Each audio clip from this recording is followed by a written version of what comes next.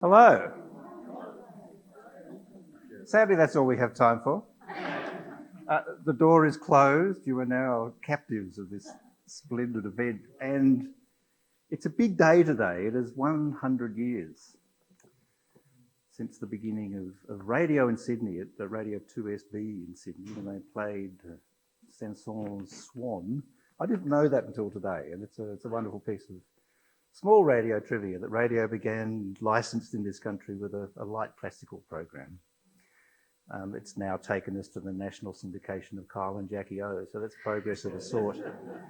It's been quite a time. So clearly it is no coincidence that we are gathering here today on that extraordinary anniversary of a medium which has lost nothing in that 100 years, lost nothing of its essential quality, which is that intimate egress of a voice into a life.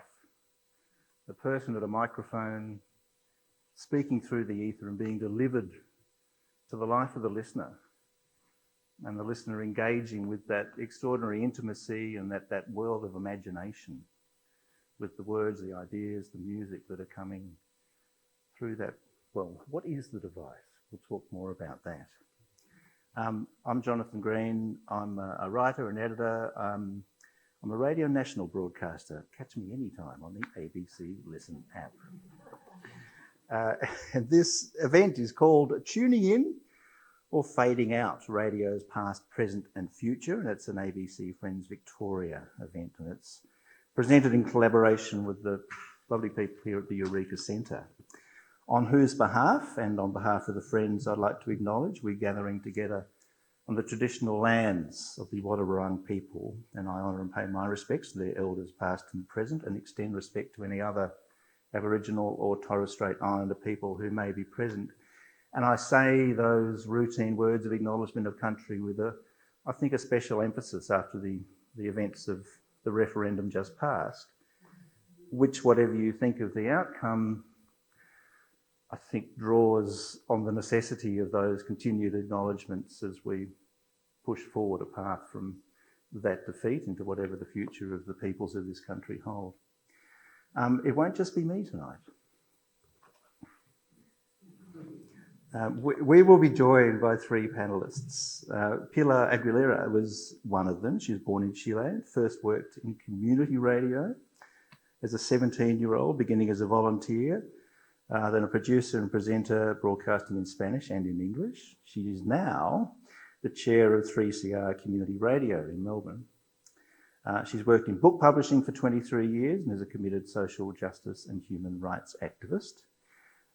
Jock will join us. He is Professor of Media and Communications at Swinburne University of Technology. Researches, writes, teaches about communications, policy, business, law and history. He is widely published, and he's previously worked at the Communications Law Centre, the Australian Film Commission and the Broadcasting Policy Division of the Federal Department of Transport and Communications.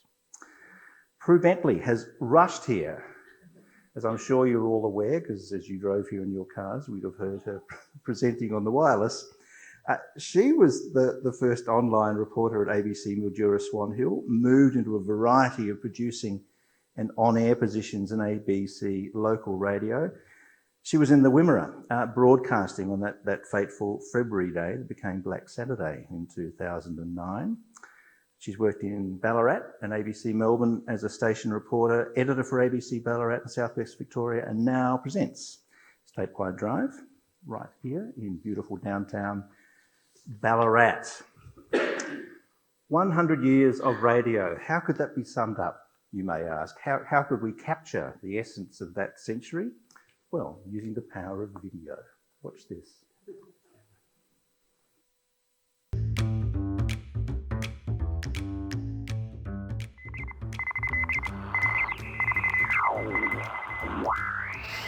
To FC Sydney, Mr. Len Maurice will sing I Fell in Love with Your Voice.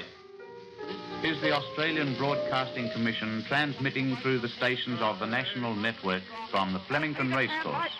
Fellow Australians, it is my melancholy duty to inform you Great Britain has declared war. Field unit with the RAF into Brook.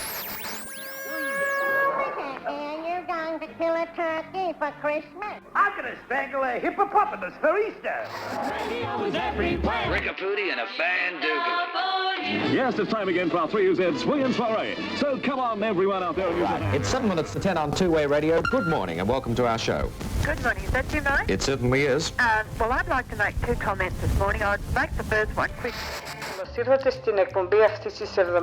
listening to Community Radio Melbourne, station 3CR.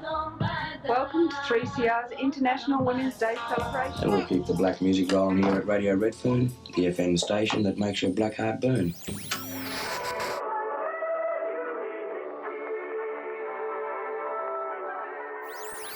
Pete and Miff on Triple M. It's a joint broadcast for the Red Cross State Government Victoria Bushfire Appeal Fund. Bushfires are unpredictable. Get updates by listening to local or ABC radio. To get started with the ABC Listen app, you're listening to a 3CR podcast. Your car on DAB+ and streaming on your mobile or smart speaker. This is Radio.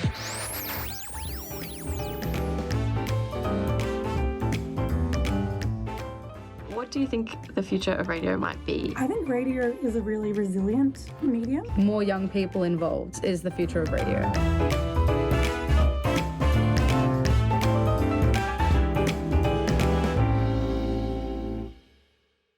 There you go. Wow.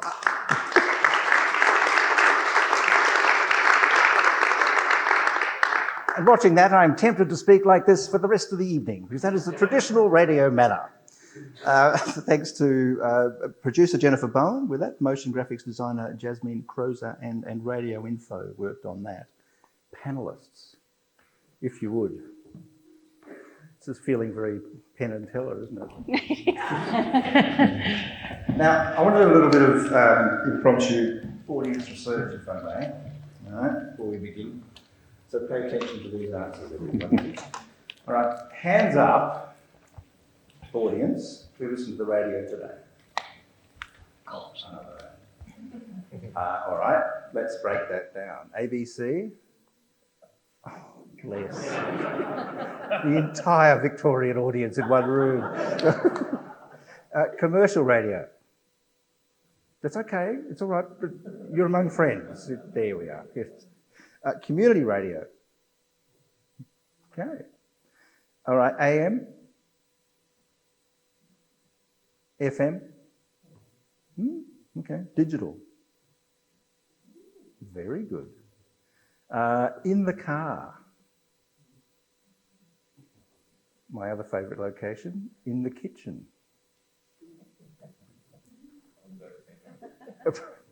Please, it's still early. On the radio, the actual little broadcast box? Or perhaps on the phone? Or a smart speaker? All right. Not bad. Couple. See, and this leads me to my first sort of question here, which is sort of foundational. And some of those responses bear that out. I'm wondering, what is radio? In this time of segmented audio, of broadcast and stream, just Prue, what is it? Oh, dearie me, it's really thrown. Look, radio is all of those things. And, you know, I was reflecting on the future of radio, and you can talk about it in terms of distribution. You can talk about it in terms of, yes, I listen on my little transistor or on my smart speaker, or I listen in the car, or, you know, via my app on my mobile phone. I mean, it is all radio. Ultimately, it is people speaking to people. It is music that you love. It is connection, voice to voice. And I think, you know, when you distill it down to that to me it's an audio medium. So does that mean, Jock, that radio can be a podcast? Radio can be a stream segment? I have come to think that radio now is just what people at radio stations do. There's something about the institution that calls itself a radio station that is essential to the idea. If we think of when we look at that history there, we often look back and we concertina this history and we say all of that was just radio and now it's all changing. But in fact, remember the first time, if you can, the first time you heard FM radio and how extraordinary that was as a difference from AM. It's just all AM/FM now. Remember the first time you worked out that it was possible to listen to something at a different time from when it was broadcast. That's just completely humdrum now. So I think if we think, what did those first people, 1923, what was radio then? I think we probably thought it was live. It was delivered over the air. Neither of those things need to happen anymore, and there was something about a program, but it seems to me all of that's possible, but radio for me now is just what people at radio stations make. And I wonder, Pilar, that those people at radio stations is a significant part of it, their relationships and how that works, but also the relationship it forms with the people that listen. That sense of community is an important part of radio. Yeah, correct. And it's being able to, in the case of, say, 3CR, is having those diverse communities, about 120 different programs. And so tuning in and connecting with that community, whether it be a non-English speaking program or a specific thing like the gardening show or the swing and sway show or the union show. And so, yes, it is creating those communities and connecting, and the listener then feels heard, seen. It creates this connection and it builds community, more importantly, as well. It's sort of the original social media, isn't it? Because, that's something that social media fulfills on a different platform, but radio has been doing that for such a long time already. Yeah. And I wonder if the other part of one of the consequences of the way it's fragmented and the barriers of entry to producing audio product for an audience have been reduced. But one of the positive aspects of that is to increase the diversity of voices that we hear, the capacity to sort of talk to different communities. Oh, absolutely. And I think, community radio is absolutely like the first and last bastion of that in radio in Australia, at least. And the ability, as you say, of anybody to pick up a microphone and create their own content has reduced those barriers to entry. You can find, if you want something, if you are a person who likes bananas, bicycles and dahlias, you will find a show that does just those three things. And I don't think that's a bad thing. We talk about radio very much as broadcasters at the ABC. Yeah. We are broadcasters. We speak to a very broad range of people, and often, and sort of traditionally we've been on these big platforms, the AM, the FM, those sorts of things. But it is now super niche, and I think people are finding more and more community through it. Jock, I'm still a little bit. I'll move on from my pedantry around definitions and so on. But that idea of broadcast seems to me, not necessarily broadcast, but a fairly wide cast seems to me necessary to the idea of radio to me. And I wondered, is someone in a bedroom making a specialty podcast offering that gets streamed, is that radio, or is that just audio content of another sort? I'm not sure. I think one of the questions for me as well is radio, is it just audio? Is it all just audio? And when we were talking about the introduction of digital broadcasting in the 1990s, and one of the things that people talked about as a great possibility was you were going to be able to add a screen to your radio. Yes. And like, we've got that, we've done that, it's called television. But there were certain things that were quite powerful. It is actually quite useful to be able to see what track is playing, that sort of thing. So there were certain things you could add to audio that were helpful, but essentially radio stays an audio-only medium, I think. Can I just add to that? Just about 10 years ago, and I don't know if you remember this, but the head boffins at the ABC thought it would be a fabulous idea to put cameras into studios so that you could watch your radio presenter while they were on air. And it did not work. This was supposed to be the next big thing, and it was fine. Most presenters absolutely hated it because most presenters did not want to be getting you know, in their suit and tie, a la the original days of radio. It is one of the benefits of working in radio. Yeah, but I mean, it goes to show all of the different kind of iterations that radio has gone through, you know, and it sheds all the stuff that does not work. Well, let's dwell on that a little. I mean, Pilar, what it is that radio does and what it is that radio offers, that, as I was mentioning before, that sort of sense of voice and imagination and intimacy, that you welcome a voice into your life. That's a powerful thing. It is a very powerful thing, and it's connecting those communities in a very meaningful way. Back to your original question of whether a podcast is radio, I think it has to be radio first, then a podcast. With a podcast, it's very much in isolation without that other community and without the legal training or necessary media skills that can get you into, you know, some trouble, you know.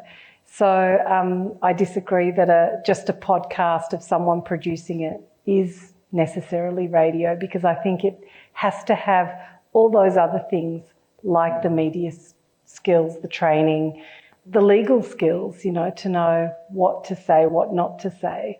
We're bound by certain codes, you know, a code of ethics, so... Which gets to one of the very important things as people try and navigate this atomised media environment is of reliability and trust and those issues. Sorry, Jock. So I was just going to say, it's part of it as well, how people making radio conceptualise who is listening to them and the circumstances in which they're listening. So the feeling of, you people I'm surrounded by people who make radio all the time. I've made a couple of radio documentaries, but one of the important things for me, having made them, and people said, do this, make sure you actually listen to them on the radio, not just in the studio, because you get a different sense. Like filmmakers, don't just watch it in the edit suite. Make sure you go into a cinema and see how people are responding. And so even just audio quality, people would say, you know, some of what you're obsessing about really doesn't matter. On the other hand, certain kinds of things really do matter. People are going to hear that, but they're not going to hear that. And unless you're listening in the environments where they're listening, you don't pick that up. But I suppose that's the challenge. I mean, you're both doing it. People listen in a lot of different ways. Abstractedly, focused, driving, talking to the kids. That's why we have quarter-hour makeup, isn't it, Jock? Give us more insight, Prue, into that. That sense, the presenter behind a microphone with a little red button on, what are you thinking in terms of audience? What do you imagine you're communicating to? Look, it's different at different times of day. So I work a drive shift, which is different to a breakfast shift, which is different to a midday or an overnight shift. So I think, you know, if you're looking at time of day, you're thinking about the sorts of things that people are doing at a particular time. So my team, every day we sit down and we go through news stories, we go through, you know, what people are talking about. Our first question is, does it matter? Is this of interest to me and to the people who, you know, call us every day? If we talk about this, is anyone going to care? Or is this just a sort of an esoteric topic? Esoteric topics are fine, mind you. It's how you present them. It's how you bridge that gap between the esotericism and, you know, somebody's car or their lounge room or their kitchen. But yeah, you are always thinking about who they are. And we in regional, so in the metro areas, there's a lot of data about who's listening. They get ratings, they get all sorts of, I mean, they live and die by ratings. You've probably seen a lot of these high profile presenters get the boot because they've had a couple of bad surveys. We don't have that in the regions. We have very, very limited information. We kind of have to go from the texts that we get, the correspondence that we get via email and the calls that we get. But you get pretty good feedback, I imagine, from your audience quite directly. That's what I mean. Like we get feedback from the people who contact us. And that's kind of that's how we have to pitch it. That's how we have to say who's listening to us. And that, I think, Pilar, I mean, and this would be true at 3CR too, I think that audiences for radio have a real sense of more than belonging, of ownership. Yeah, exactly. Ownership and connection with the specific communities. And again, I agree with Prue that we don't have we're looking to get more data on who's listening, but on any given day, we broadcast 24 hours, and on any given day it could be anywhere from 200 to 5,000 or more. So it's hard to know, but we do have that connection. So we know from our yearly radiothon that people do listen because we get comments. We have a couple of talkback shows. Some of you might be familiar with Joe Toscano, who does a yearly event here at the Eureka Centre, and he does a talkback, and people are very vocal on that. But we get callers, we get feedback, we get people writing in, we have a text line. So we know that people are listening, we just don't know how many. But there is that real relationship with the communities, and because they are so niche, like I said, we have about 20 different community languages. We have just reminded me of a program called Raising Our Voices, which is solely run with people with various levels of disabilities, and some of them are speech impediments, and sometimes it's really hard to listen and understand, but there you go, there's a community that supports that show and listens to that show. So yes.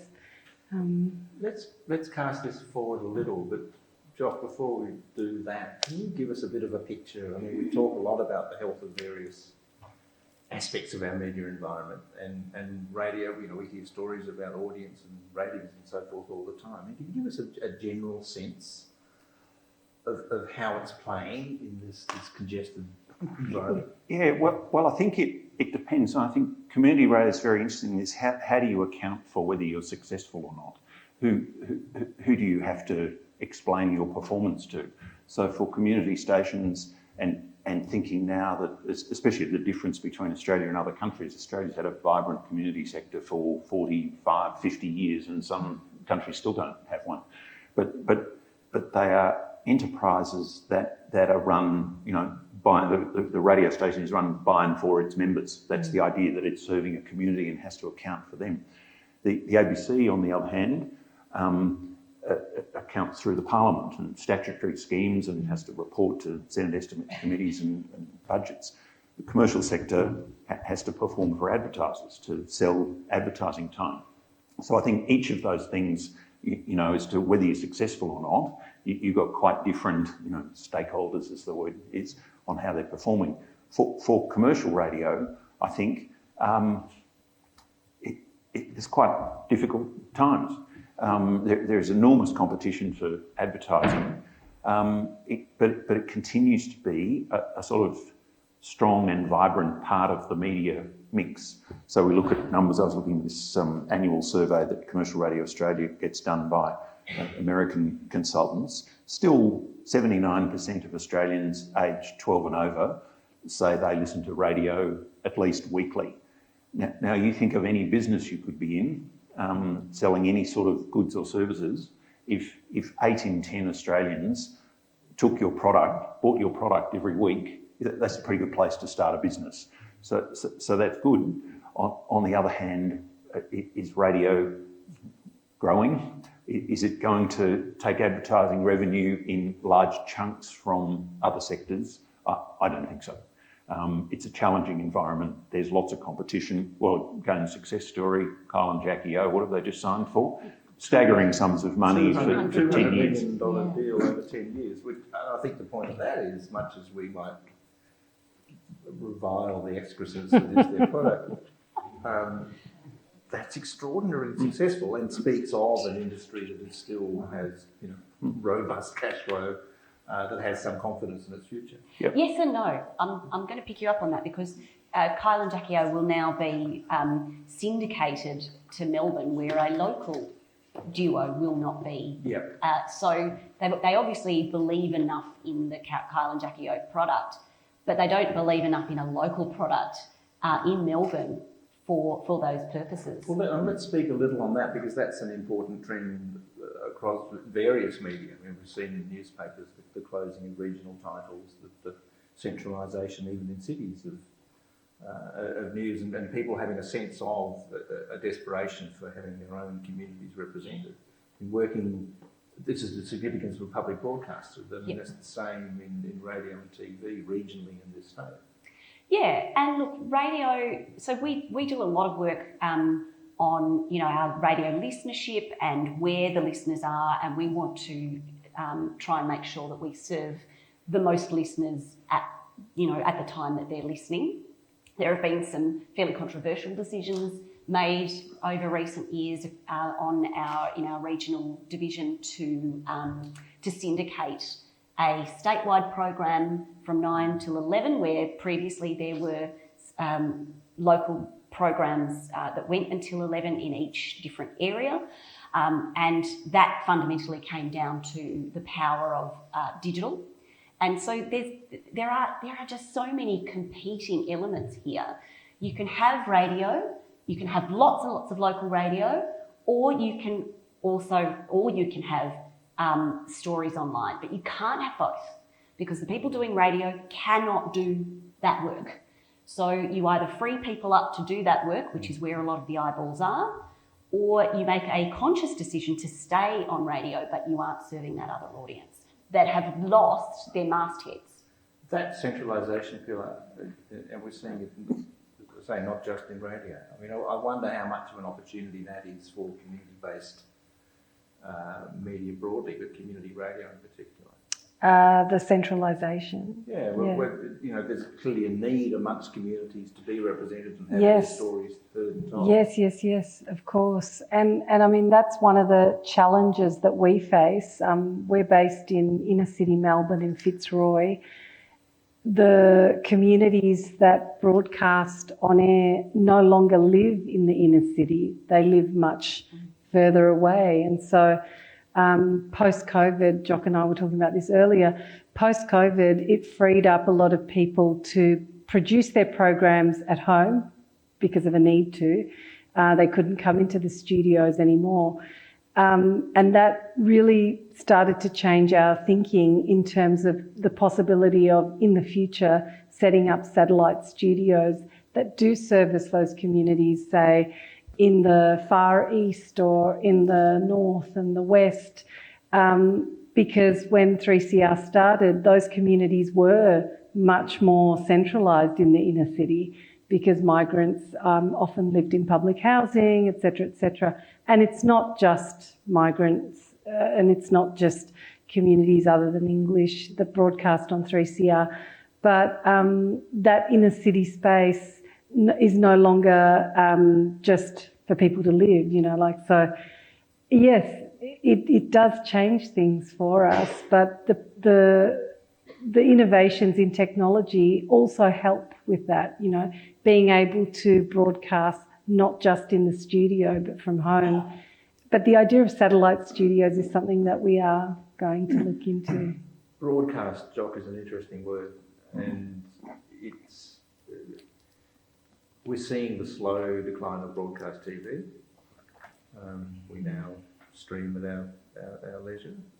Radio, though, strangely seems to be holding, as much as it is segmented and streamed, seems to be holding against that trend. It is still pretty strongly a broadcast medium. Well, I think the fact that audio has become a hip medium is pretty interesting among the students. I work at a university, and podcasting is a really hip thing to be in, and radio was not. Certainly commercial radio, sort of some people did it and it was a big business and all of that sort of thing, but you probably wouldn't have said to your colleagues in media school, media studies, that you really wanted to work for Triple M. That probably wasn't a sort of fantasy job for a young media student. But podcasting, audio, it's an exciting thing to be in. So people like that. I think as well, is there something about because international services now via podcasting are being delivered into Australian ears so easily, it has become audio has become a more global medium. It's not that it wasn't always, it wasn't that you didn't get programs, it wasn't that music was coming from all around the world, it wasn't that there wasn't shortwave radio that people listened to in the ancient decades, but just that, our phones seamlessly provide us with access to an ABC station, a community station, and Kyle and Jackie, podcasts from all around the world. That's a remarkable thing and a remarkable kind of competition, but it also makes it exciting for people. Can I just to add to that, your question about broadcasting. I think broadcasting is here to stay, and coming from a place of having done emergency broadcasting, for example, breaking news. When that stuff happens, people turn to radio. They may also turn to their 24-hour news channel on the television. But if you are on the go, you're not going to be doing that. You will want to hear the updates. When some of the most extraordinary broadcasting I heard was when the Burke Street Mall crash happened. And they were piecing it together on air. And that was through the public ringing and reporters, and then they get... And, these are the things that keep us going with live radio. That is the magic of live radio. It's the intimacy, it's the directness. You don't have to have a TV crew. You can just have somebody down there with a telephone, and you are able to inform, that was a tragedy, an absolute tragedy, and nobody knew really what was going on, but people were absolutely plugged into that event. A little bit of technology that hangs around that question is the AM band, Jock, which you broadcast at both AM and FM in statewide Victoria. I think, Pilar, you're purely AM? We're AM, yes, and digital, yeah. And AM is a tremendously important band because of its reach, because so many people in particularly regional Australia don't have access to the internet or don't have access to FM. Tell us where that's sitting at the moment, Jock, because it's somewhat threatened. Well, I think the engineers would love to get rid of it because it's complicated and it's expensive. And not just the engineers, also the boards and accountants broadcasters. Yeah. And when you think about the introduction of digital television and digital radio, we considered both of these things in the 1990s. The government at the time announced plans for both of them at the same time. Digital radio got put on the back burner, didn't happen for some time, but television happened. And the whole switchover process, we switched off analogue television 10 years ago at the end of 2013 now. Television is a digital-only medium in Australia. Radio, on the other hand, with much smaller money to fund it, still has to run AM transmitters and FM transmitters and now digital audio broadcast transmitters in the metropolitan capitals and states. So from a purely engineering point of view, it seems an incredible irritant and excessive cost thing to have to do all of this. But of course, people are wedded to their particular receivers and their ways of receiving things and the places they can receive. And it's hard. If you were to just say we're going to shut down all AM stations tomorrow, there would be an outcry. I used to get letters from people in Japan who were listening to me in Horsham. And I remember getting this one particular letter from this sort of radio nerd. He was in Japan. He wrote me a letter. He said, "Please, can you send me some merchandise from your radio station? I heard you. I picked you up on my receiver. And here's $2 American for the postage." And it was just gorgeous because there's this community of people who are reaching out, and I kind of still love that as part of the way we do radio. And it's somewhat more it's more serendipity and chance in it than just picking up a stream, which you're supposed to do. Like actually tuning in. Yes, yeah. I don't want to put you in too much of a spot, but this is a Friends of the ABC event, and so clearly there's a lot of interest in the national broadcaster, and you can say these things and I won't have to. But just a general sense of your sense of confidence about ABC radio and looking forward, how you think things are shaping around it? So I think probably 5 years ago, my confidence was not very strong. And I think that was because the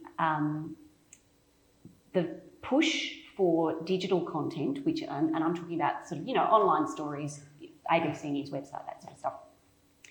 It was so strong and it drowned out anybody's appetite to care about radio for a little while. But I actually think and I'm not only saying this because I'm now on radio. I actually do. So my discussions with my management and the leadership teams, and I think there has been a 180% reversal, 180 degree reversal in that they realise the value of audio content. So they won't necessarily call it radio, but they will call it audio content, whether it is broadcast live, whether it's podcast, whether it's on-demand audio. I actually do think that that we all felt like the writing was on the wall and radio was dead. It was fashionable to say that. It was very fashionable to say that, and I don't think that is the case now. I certainly don't get that impression from any of the leadership team. I will put myself in a little bit, and I'd say, I mean, I work Radio National, which has, as does... So, well, I will say Radio National has a very special set of circumstances, though. What, mean no audio? Not true. But you know, being a national broadcaster, you have a very niche kind of audience, yeah. But it's an interesting thing, and I think this is a problem as we move more into digital circumstances with all media. And we expect that to offer a great million flowers can bloom. I think there are actually problems with that, and as something like radio broadcast live, it was like an old newspaper. It gives extraordinary capacity to carry huge range of programming in a place that people can easily find it. As we move to more digital delivery, the place to find it becomes incredibly constrained. The ABC Listen app, that of course you've all downloaded. We are contractually obliged to say it about 5 times in this entire session. This is our quarter-hour maintenance. Things like the ABC Listen app can effectively display, I don't know, maybe a dozen things. Out of the entire offering of, as Mark Scott, the former MD, used to say at public gatherings, you know, at this moment as I speak to you, something like 84 microphones are open around this country. So all that offering is compressed into this one little space. And I think one of the consequences of digital first thinking, in particular in audio, is going to be a narrowing of content. I mean, Jock, I think we're seeing that with overseas providers already, that they are starting to whittle down. Well, I think the issue, absolutely right about prominence or discovery, the sort of bottleneck power that the platforms have over the ways that you find what you're interested in watching. So television, I think the commercial TV people were in Canberra last week trying to make a big push for this with government, because they're obsessed, as they should be, with what happens on your TV screen. You buy a new TV and what apps are preloaded into it, so they guide you to that content. So if it becomes, you know, a television set was, you turned it on, and it was very easy in very old days to choose between Channel 9 or 7 or 10 or the ABC, and then the SBS came along. These days, you go to a smart TV and you turn it on for the first time, and it will preload Netflix and Disney Plus and all of these things, and they're paying big money to LG and Sony and the TV set manufacturers for that prominence on the TV screen. And I think the equivalent for radio, if you think, and again, my students, huge proportion of them would now pay a subscription to Spotify for Spotify Premium. Something we thought was completely never going to happen 10 years ago. No one would ever pay for media content again. Young people are paying for Spotify Premium. But if that's where you go for your audio and you think, that's my starting point for it, well the ABC is nowhere. Or it needs a visibility which it's going to struggle to get because it's got to pay for it. So not Joe Rogan. How does the community sector grapple with that sort of complex sandpit of digital presentation, of apps and streaming? Well, there is a new app. I was teaching someone today, showing them how to use it. It's called Community Plus, and you get it via your apps. It's bright pink, so very easy to find. And that's been a new thing introduced by the sector this year, I believe. And it's really changed, made it more accessible to more people who are used to, and a younger audience. I mean, I hate saying that, but yes, it's made it more accessible to listen to, say, it's got all the community radios around Australia on that app. So it's quite an incredible thing. These things cost money. I mean, is government receptive to your sector in helping to advance that kind of technology? Yes, and actually government has never, from our point of view, never been more interested in the sector. The CBAA, the Community Broadcasting Association, has just launched in October a roadmap for the next 10 years. So they see a future in community radio, community broadcasting. Where does that map go? Can you give us some sense of its... It's all about strengthening community, amplifying voices. I can't remember the 4 tenets, but definitely look for it. It's quite, it was quite an intense process of consultation with the community sector. And the community sector, like every other sector, is incredibly varied. You know, it's got the community languages, regional stations. There's quite a big Christian sector. So it's extremely varied, but they see a future. They see a real future in this, and it provides volunteers. Like I can't remember the stats, but there's about I can't remember how many thousands of volunteers that keep these little stations going, and it provides people with connection, but also really valuable skills in producing not just programming, because you need the producers as well, you need the technical skills, and often it is a platform for people who are interested in a career in radio as a stepping stone. I mean, I'm interested in the volunteer thing, as someone who started as a community radio volunteer himself. I did not know that. 2XX Canberra, we salute you.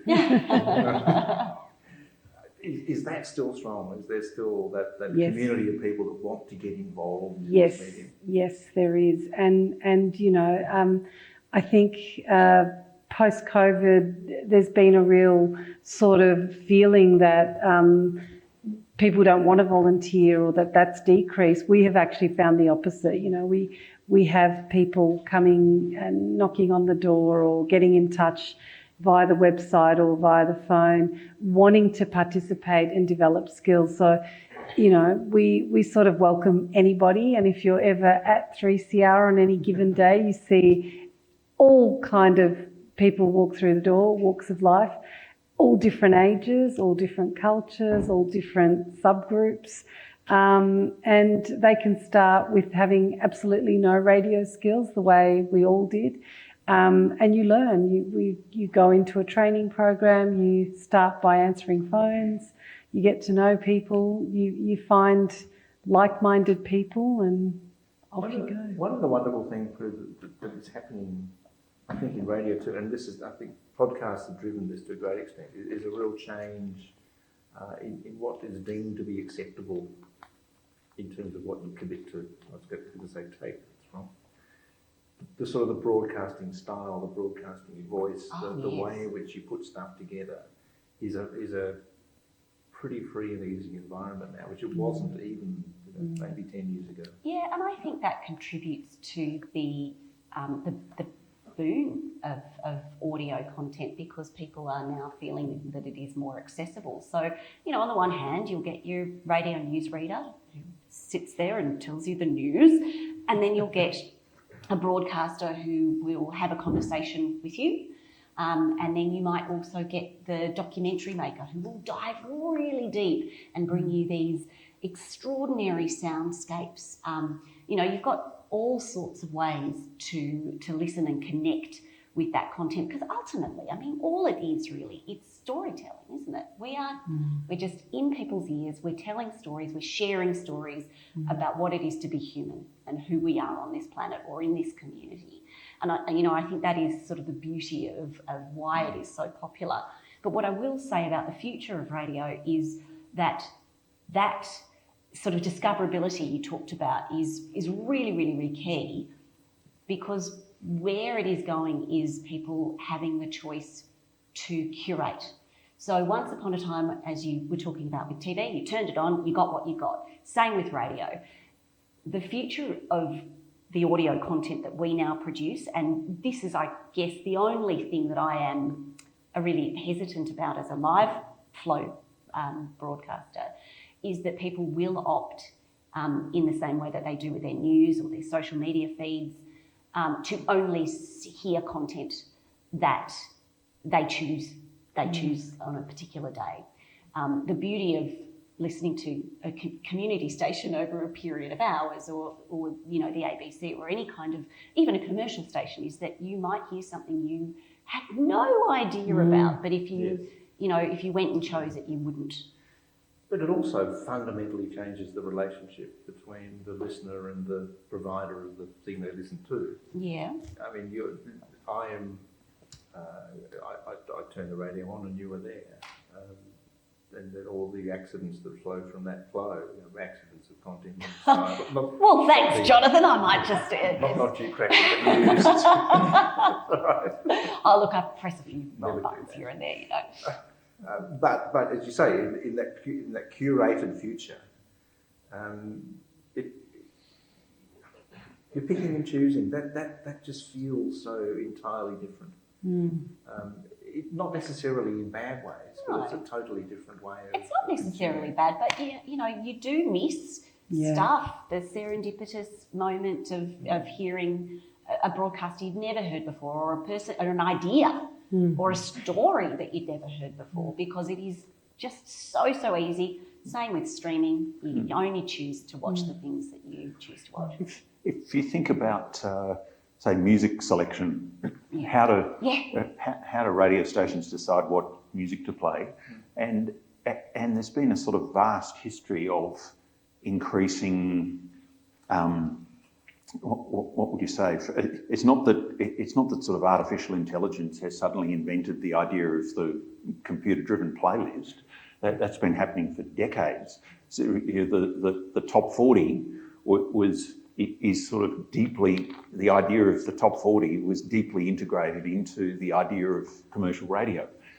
We play the top 40, and the way we go about deciding what it is, we choose retail sales, and this produces a list, and then radio station music programmers decide what they're going to play based on what's in the top 40. So there's this whole sort of ecosystem that was actually really pretty mathematically driven way back then. But the extreme now to choosing what we listen to based on what an algorithm on Spotify has worked out from what we've done before and what we say we're interested in, the whole thing, those things, absolutely fascinating, and people adore it, and so they should, because it delivers us an extraordinary array of stuff.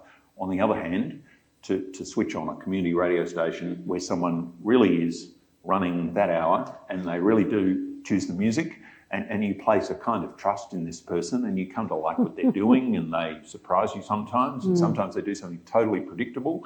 But it's just a different way of choosing, curating our stuff. I think this is an interesting aspect, and it goes beyond music selection. I mean, it goes to what, say, people like the ABC or other networks can now, in very granular detail, know what's hitting the spot with an audience. And when you say that ratings are fallible and so forth, but the streaming numbers are very precise. Every minute of the day is monitored. And I'm wondering what that does. Does that begin to, as well, start to narrow the offering towards stuff which only succeeds? What the consequences of that are? Well, they say not, because well, what do we say? I think, and maybe the example, if we think of the example in video, and I think initially we can come back to music, but in video, early internet days, people imagined, I think, that what we would get to would be what people call the celestial jukebox, where all content would be available in this one place, and you'd just be able to choose from every movie, every TV show, everything that had ever been made, and it would all be in one place. And it didn't end up like that. Netflix began as a sort of, so-called long tail business. We're going to try and make all the, lots and lots of content, and you're going to watch these things you never thought you'd watch before. But over time, they work out that, in fact, that's quite an expensive way to run a business, because there's a lot of stuff that no one ever watches, but you're paying licensing fees for them. And we end up with a much more concentrated content offering, a much more concentrated set of stuff that's available. But I'm not sure music is quite the same. We have just, the music business on broadcast radio was always different from the TV programming making business on TV. And there's the content was always exclusive to particular stations. So, the ABC, you don't, I bet you're not allowed to go on Channel 9 Nobody's ever asked. So. But you will be, stations jealously guard their talent, their programs are exclusive, all of that. Radio, I can listen to this, I can hear the same song by chance across a lot of different stations. It's mixed up in a different way, but it's just gone about it differently. So the theory would be that music, it's possible to hear a zillion things, but we know that a certain kind of commercial radio station actually essentially programmed about 40 songs every day, and it just kept playing them. But outside of music, I wonder if that sort of Netflix, Amazon Prime model will begin to apply to audio more than it does now. There have been sort of attempts to gather podcasts together in particular suppliers. Look, Spotify has a whole range of things. It has kind of the top podcasts on it. I don't think you can find everything, but it does kind of gather lots of bits and pieces together. But I think there is actually a danger in looking at the data and really only creating content for the majority or for what everybody wants, because as we have talked about tonight, one of the beauties of radio is that it can be super super niche. It creates community. We have a situation, we have a sort of social situation where we have people in their basements who are so isolated, and they're on the internet, and they are finding internet communities that are talking about the most heinous things, and they are the people who we need to kind of rescue in that way. We need to find the way to get them back into a community. And I don't know whether people are looking for connections. Looking for connections, and I think that is the beauty of the one-to-one radio that we have been talking about tonight. Yeah. And that's the beauty that we have, that we don't have to be in a way popular. Yeah.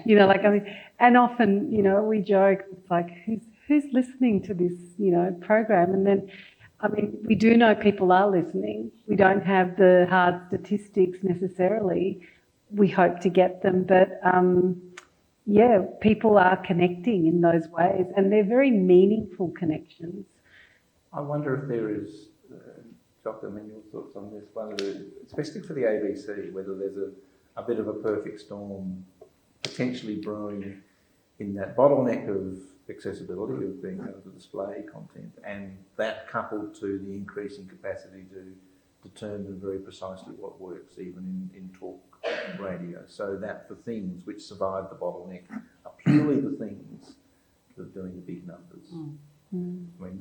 That feels like it strikes at the heart of what the ABC offers if it was to go in that way, but it almost feels inevitable. We did a piece of work probably 10 years ago now on this question of, blockbusters versus sort of long tail. What do people really want?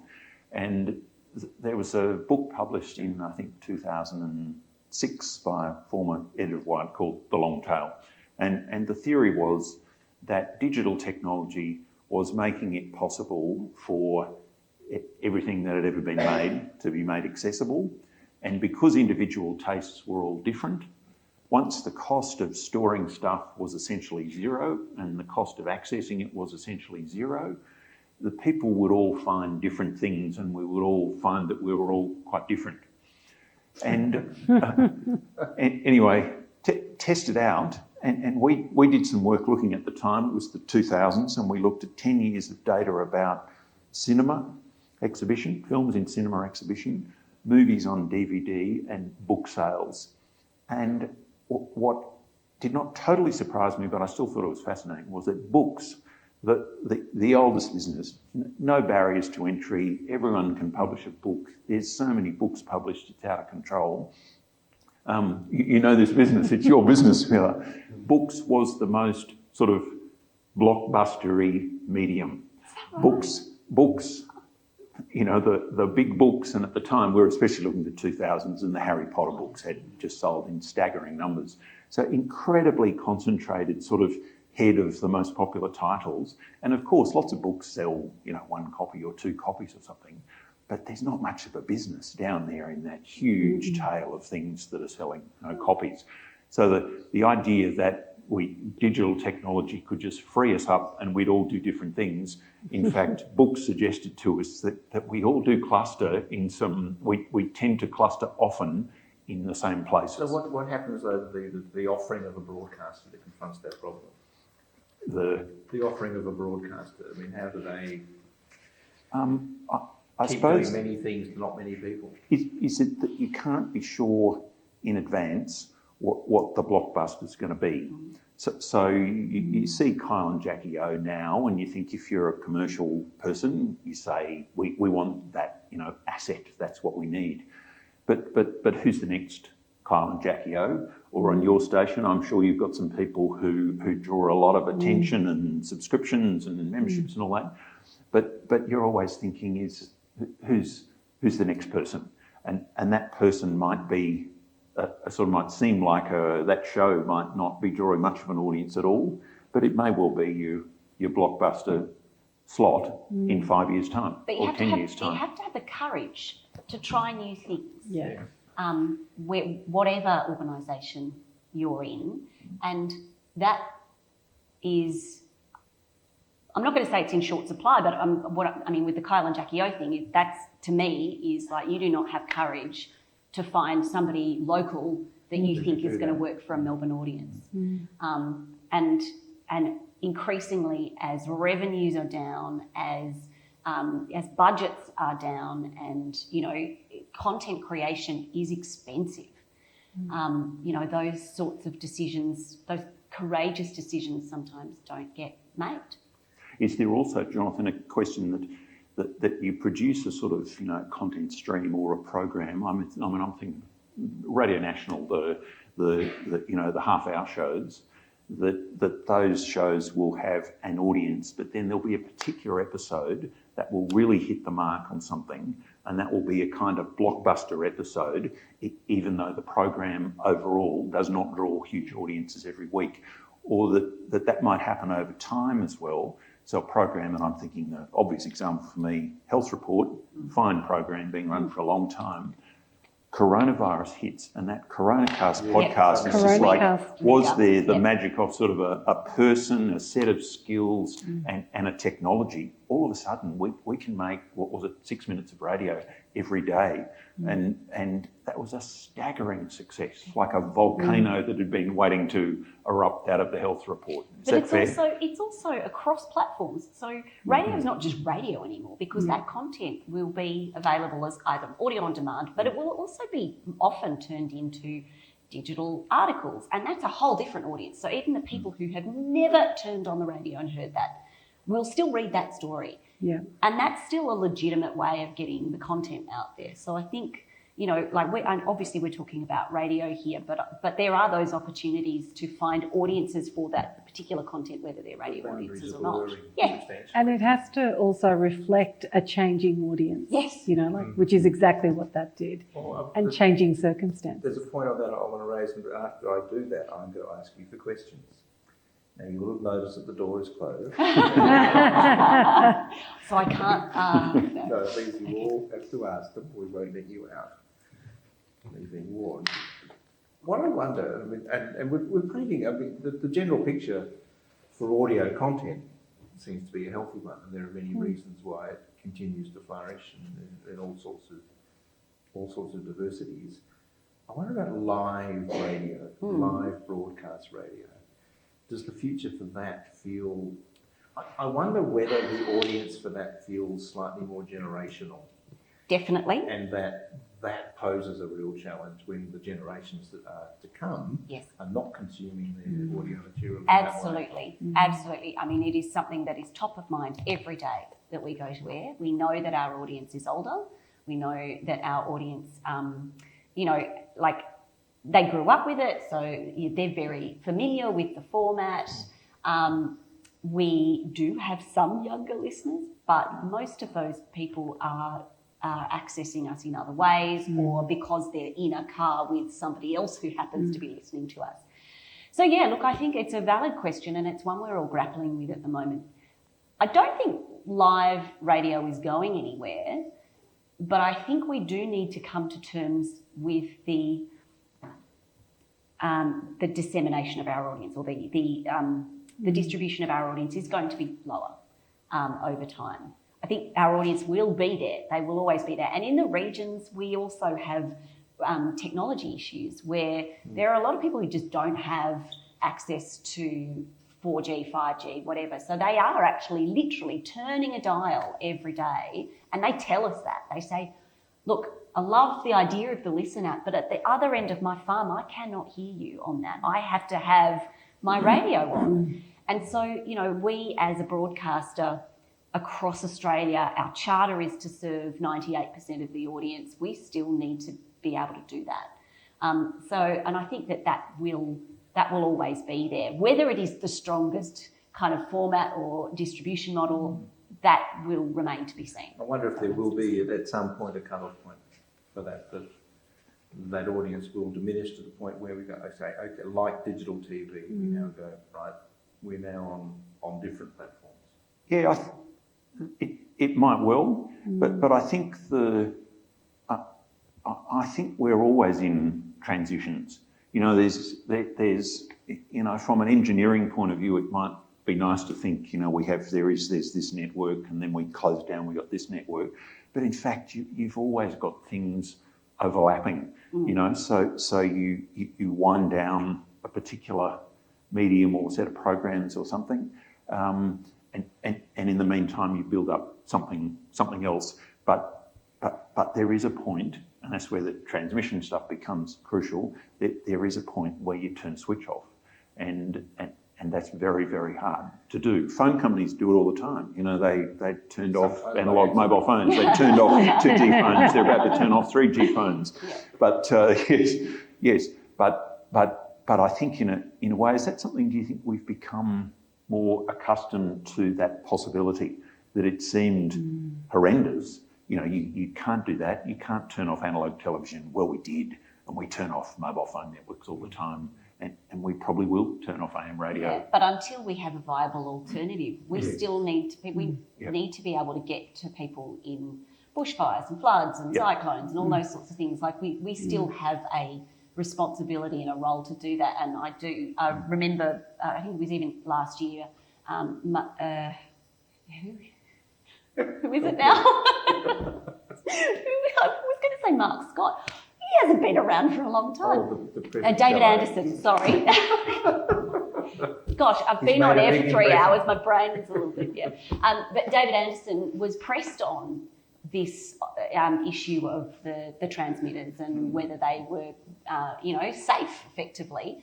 And he said, absolutely, because until we have a viable alternative, we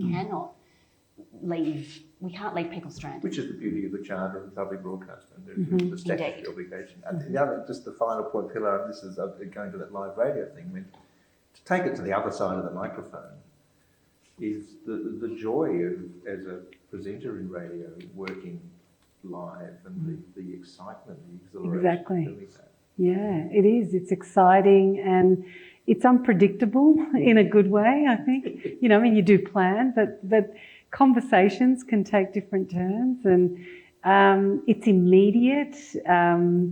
I as a listener, not just as a broadcaster, but as a listener, I really enjoy getting in the car and turning on the radio and don't know what I'm going to hear. And I often love it and can't get out of the car and go, and that's when I go, okay, I'll find that program on a podcast somewhere. Sometimes that happens, sometimes it doesn't. But yeah, there's an immediacy and a thrill, and that you don't get the same when it's pre-recorded. Can't get out of the car moments just to confirm Correct. what we all strive for. Yes, I've had so many of In the those. back in the boot. Yes, yes.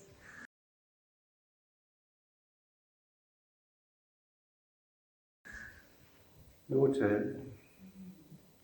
Oh, that's very quick. Well done. Yeah, I've been involved in community radio in Geelong as a presenter, and I came in and I got this thought process, and the more I listen, it makes perfect sense with commercial radio as it is. It's exports people, comedians, the Thailand categories. They're going down a different path, but I think we all agree that both the ABC and community radio's charter is to connect with the community. Totally. Is there a possibility in the future section of radio there's collaboration between these two groups? Well, that I think has begun, Pilar. Yeah. There's a new agreement between CAA and the ABC around news, is there not? I think so, yeah. So that already kind of happens. We also, aside from being AM broadcasting, we also do programs that are on a national satellite. And yes, share news items. Train their people. Yeah. Yeah, the government ads for health around, say, corona, like around COVID, which we also did in different languages, was vital. So yeah, those collaborations happen, probably not as much now, but yeah, they do. These two employees of the ABC in Geelong, they don't broadcast, they just report. The connection of them being able to broadcast their local work through the community radio network, and also the ABC to present into regions, and going along for, Ballarat and Geelong region, but they're really close to Melbourne, but when you get to Horsham and Mildura, the local content could be sourced by ABC, presented by community radio. Give you a chance to train interesting an opportunity. There's Yeah. so many connections that could be made by bringing the two together in a more organised collaborative. Well, if my boss was here, I'd talk to him about it. Yeah. I think that's very much, the ABC is alert to the need to be represented and heard in communities. And I think one of the things that that community radio does so well that the ABC could learn a lot from is, programs in language and content in language. We do some, but it is not like we don't get down into some of the smaller language groups and ethnic groups, and it's so important. Yeah, and those change over time, according to the needs of the community, and the emerging communities change, migrant communities change, and our programming reflects that. So it's quite interesting to do that as well. Also to hear accents, that's a reflection of our community in Melbourne. I was the anecdote. I was in a taxi going to the airport, and the driver was Indian or Pakistani, subcontinental driver, and this was a time when Sammy Shah was presenting breakfast on ABC, and copying all sorts of flack. Oh, I can't understand all this sort of stuff from a lot of listeners, and that's legitimate. But I was just listening to him, seeing this guy. I thought, yeah, of course, you are talking. You listen to that, and you feel heard. You feel represented by your broadcaster. Yes. It's an immensely powerful thing. Yeah. But that's happening much more. It happens continually in community radio. Correct. Increasingly on the ABC. Yeah. More? Yes. How have you had to adapt and look at the past 10 years with radio? Technology is a big thing, So when I started 20 years ago, we were still editing reel to reel. This is community. We don't get a lot of funding. But I think that's important. So I used to have to cut up reels, which makes you really understand the way sound works and the way editing works, so that when the digital aspects came in, a lot of people couldn't understand how you could cut a piece of audio out. Now a lot of people know that anyway from using apps and things on their phone. But yeah, I'd say technology is the biggest change and the biggest challenge always, because there's always new programs to edit audio, studios need upgrading, all that sort of stuff. I'll talk about a little about the content as well. So maybe not so much the last 10 years probably, but certainly more recently, there is a huge amount of news avoidance in the community. People are very exhausted. COVID, really, everyone went through the ringer with that. We have wars. I mean, the news is bad. By its very nature, it's very, very bad. And we have so much access to it. There's social media. You just pick up your phone, you turn on the radio, and it's all a lot, isn't it? So a lot of the kind of feedback that we've gotten in recent years is around news avoidance and a need to have some uplifting content. Because, you know, like I am at the ABC. I'm a bit of a news hound. I love listening to the news, reading the news, you know, all of that kind of stuff. But as a broadcaster, you also have to be very kind of aware of how that comes across. If you're doing like 3 stories in a row that are just like gonna, you know, make people want to take themselves out the back, you have to be really careful about that. Like that, sometimes people can't turn away themselves. So like allowing a little bit of lightness to come through. And I'm not saying, I want to be very clear, I'm not talking about dumbing down radio, and I'm not talking about ignoring stories, but I am talking about being judicious in how you do it. And I think that's something that has changed very much, particularly for what we do over the last little while. My sort of comment and question is really about my observation has been, and I should be clear that I've worked for ABC Radio, and what I see with radio is the real disproportion compared to other mediums of the amount of money that's available to spend on publicity and promotions. And I don't just, I'm not talking about advertising per se, but I'm talking about ways in which to create visibility. Because one of the things that hasn't been discussed is that we've talked about kind of the technology and the product of radio. But if people don't know that it's there, and it's really, I'm not quite sure you would actually type into the internet, you know, I'd like to listen to some radio about, whatever it is. But, and I know, having worked at the ABC, the tension between cross-promotion between various radio networks to start with, let alone with television and other platforms that have emerged recently.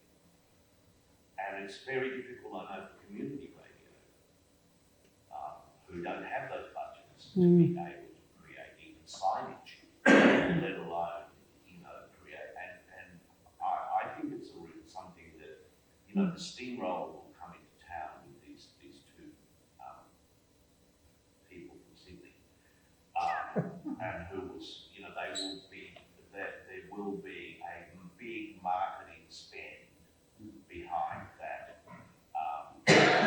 activity. And I don't know, it's just a sort of a kind of part, an element in the mix that I think is really. Well, I think it goes to that bottleneck notion, doesn't it? I mean, it's icing on the cake for that if you can't even talk about the things. But it doesn't always work.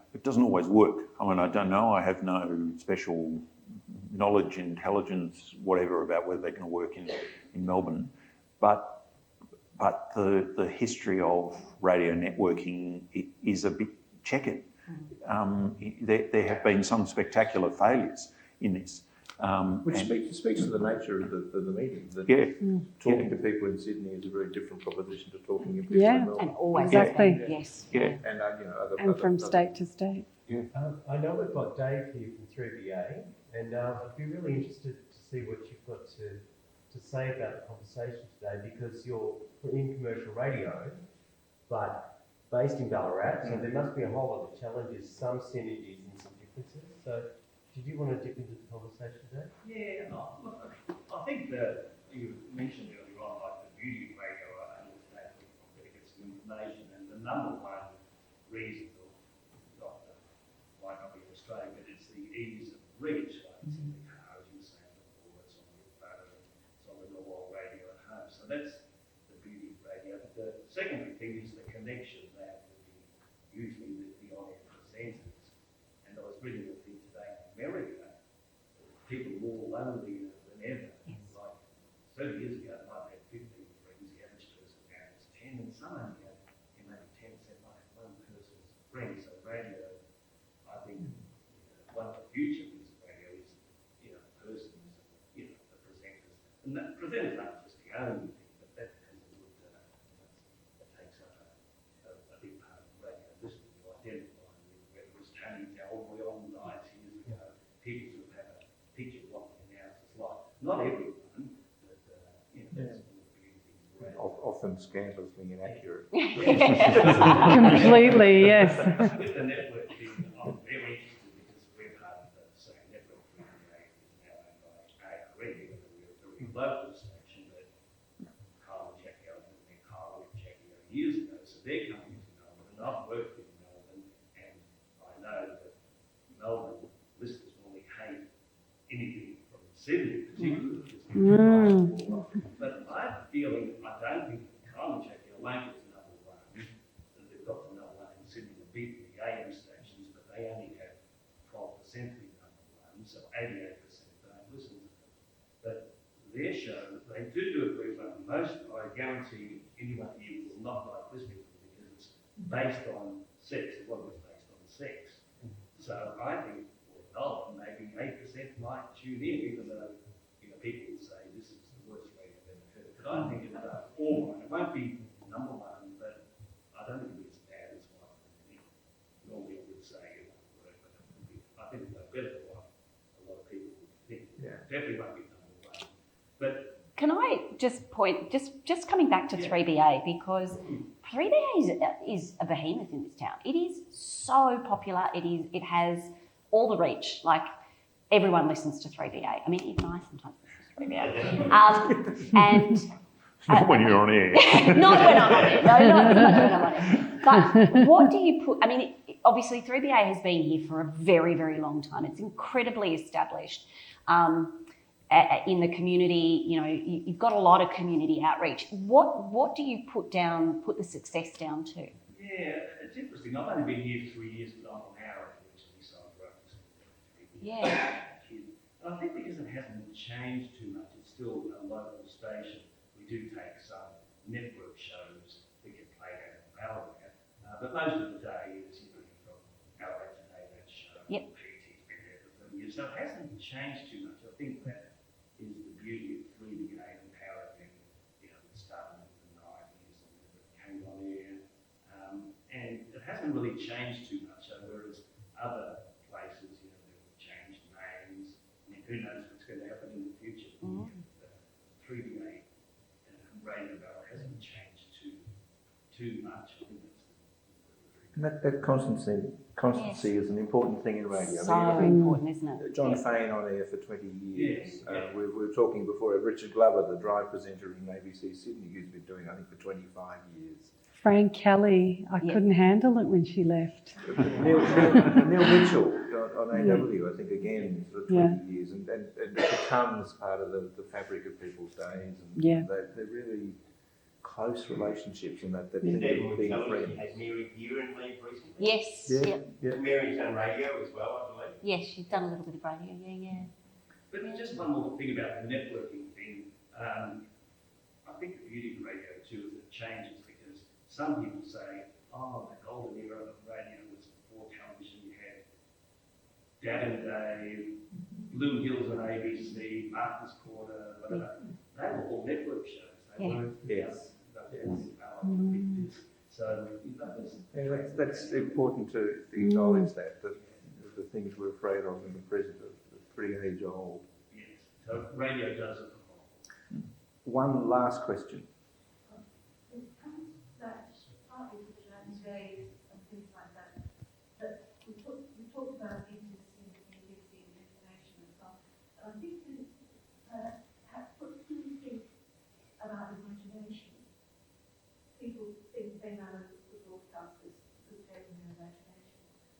in the past, radio had a way of dealing with imagination. It was very interesting.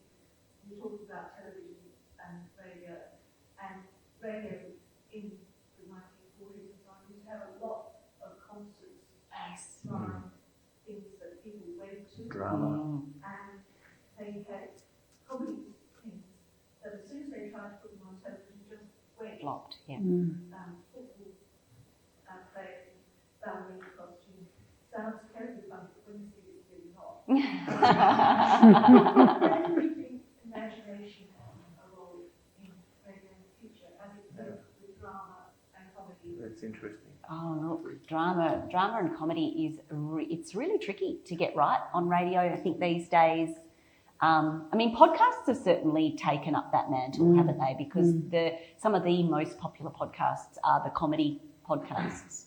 But yeah, I mean, I think there's absolutely room for a lot. I mean, I grew up listening to my parents listen to the Goons, you know. So, and I mean, that was just ubiquitous, wasn't it? And every Saturday. But it was also an incredible kind of serendipity of the people involved in that. So like, I mean, you can't kind of make it happen out of nowhere, can you? So, and this is where we're talking about the courage to try new things and the fact that that the finances can sometimes constrain people to not want to step out of that box to try new things. But I actually think you're onto something. I think that with radio changing and with audio content changing so much, I think we do have a remit to do that. Yeah. And yet even just in simple broadcasting, like I do a lot of stuff in the stuff I do of going somewhere with someone and looking at stuff and talking about it. And I love that. When you take a recorder and But that is, for the listener, is entirely the work of the imagination. Yeah. You do that on TV and there it is. You do that on radio and it's a world you have to conjure. And I think that gives the medium a real strength, I think. Absolutely. Because that sort of, it worms its way into your head much more than the thing that you have no option about. Yeah. You need to make this for yourself. You own it in a special way. But I mean, I hear this bring back the concerts all the time. Oh, yeah, definitely. Yeah. So, but I can't do that. But I will pass it up the chain. Our time has expired. I can now say that sadly that is all we have time for. Thank you all very much for your concentrated attention. And if you could thank your panel, Prue, Jock and Pilar.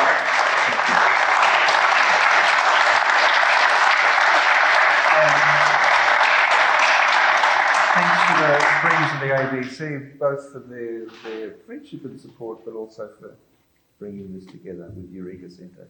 So thank you and good night. Thank you.